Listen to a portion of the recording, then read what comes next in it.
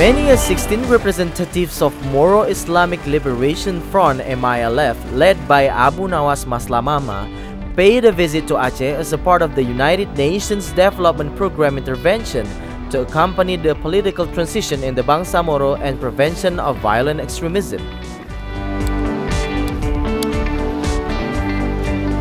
It was held in relation to the agreement between the government of the Philippines and MILF about Republic Act 11054, known as Organic Law for the Bangsa Moro Autonomous Region and Muslim Mindanao (BARMM). During their very tightly scheduled visit in Aceh, the delegation paid a courtesy call to the government of Aceh while familiarizes itself on the way to maintain peace. The peace agreement between Free Aceh Movement (GAM) and the government of Indonesia enacted the law of governing of Aceh, which serves as the legal basis stipulating the authorities held by the government of Aceh. So my question is, how, if we're going to talk percentage, how many percentage are now being implemented by this Aceh government out of 100%? This law recognizes the rights of Acehnese for self-government, except in the domains of foreign affairs, external defense, internal security, judiciary, monetary, and freedom of religion, which remain the authorities of the central government.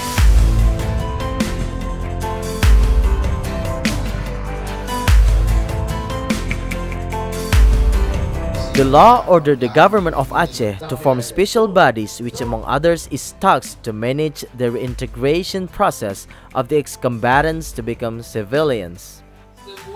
The law allows Acehnese to form their own local political parties to sit in provincial and district levels legislative assemblies.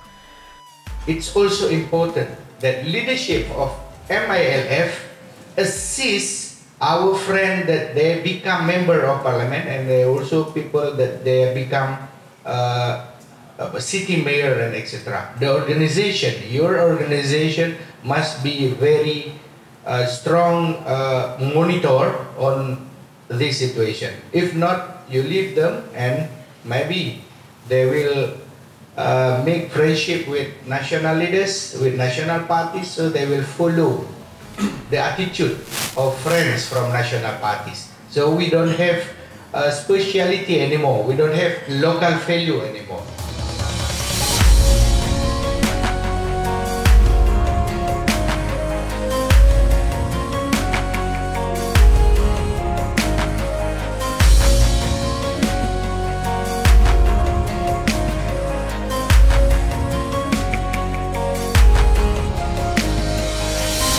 The delegation also paid a visit to the Dayah Darul Ihsan that was established by the great ulama Tengku Cik Hasan Krungkale at the outskirts of Banda Aceh. A boarding school teaches children using a curriculum that naturally prevents violent extremism and radicalization. Curriculum integrated between old curriculum and new curriculum according to the government, based on the government curriculum.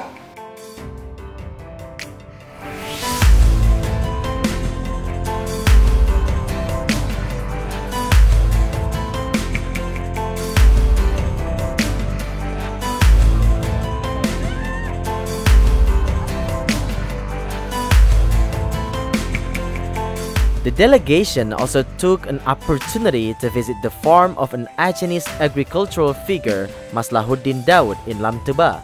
At his farm, MILF delegations took a closer look at how agricultural strategies could be implemented in reintegration process. We are a never stop harvesting garden. Everyday harvest. Yeah. If you are everyday harvest, meaning that you make everyday money. If you see that in this Chile, in 1 hectare you can plant approximately 15,000 trees. If you plant 15,000 trees, meaning you will get more or less 10 tons. Because this is the chili is the harvest is only 2 months and then finish, and then replanting.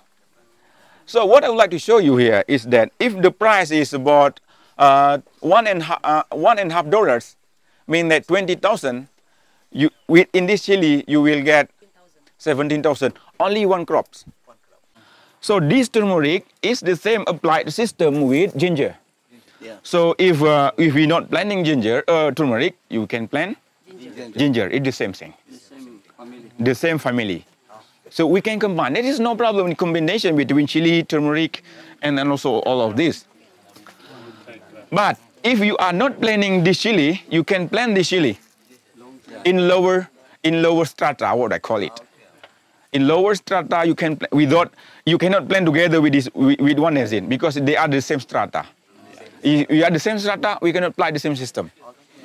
Because you know that in my knowledge, yeah, agriculture is not about nutrition inside the soil, but also the windy and the sun. The agriculture could be an effective solution for the normalization process because besides it is already a part of the tradition and is thus easy to learn, it is also economically promising.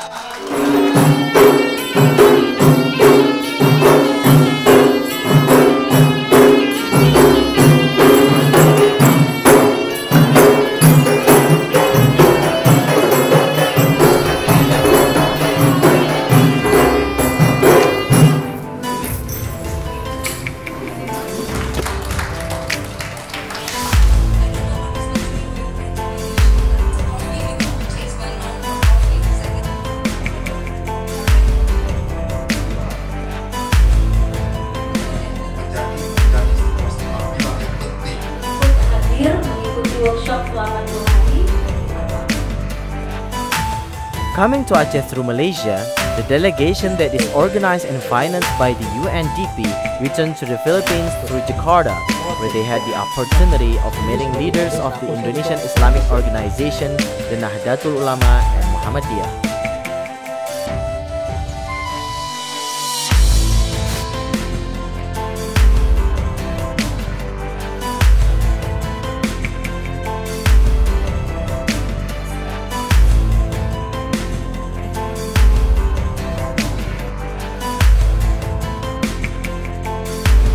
Research around the world has shown that the success in implementing a peace agreement, single biggest factor is the ability of the armed group or the revolutionary group to make the transition to government.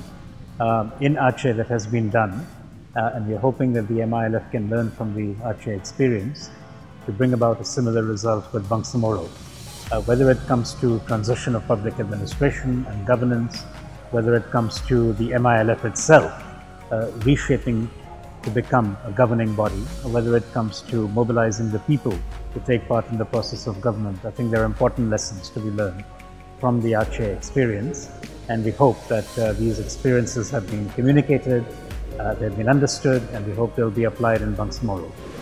Well, I really hope that when the MILF team that is here, and they are the technical team that has been designated to anchor the transition in Bangsamoro, when they go back, they will carry out a more detailed analysis, reflection of what has been learned from the Aceh visit, and they will propose a very concrete plan of activities going forward that will allow them then to make a very detailed plan for the transition.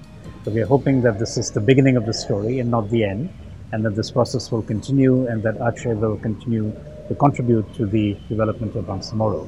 These will be the two autonomous regions in Southeast Asia, a very similar history, shared experiences, and shared ideals, and we hope that they can support each other's growth and development. In behalf of the Moro Islamic Liberation Front, we are very thankful for the opportunity given to us for the learning visit in Aceh. the peace situation in Aceh, peace agreement in Aceh is almost the same with the Bangsa Moro. So we're very glad that we learned about how the Aceh government transition and how we can gain lessons as we go back to the Bangsa Moro. We learn also the peculiarities and the differences with regard to how Aceh government do it and how the Bangsa Moro in the future will do it. Learnings in Jakarta is also very helpful. Sharing with the Nahdlatul Ulama and the Muhammadiyah is also something that we take lessons learned moving forward as we go to the transition in the Bangsa Moro. So we hope that Aceh and Jakarta learnings will be our foundation as we go to the transition and normalization in the Bangsa Moro. So we are very thankful also to the UNDP, Aceh and Jakarta for this learning visit, and we highly appreciate it.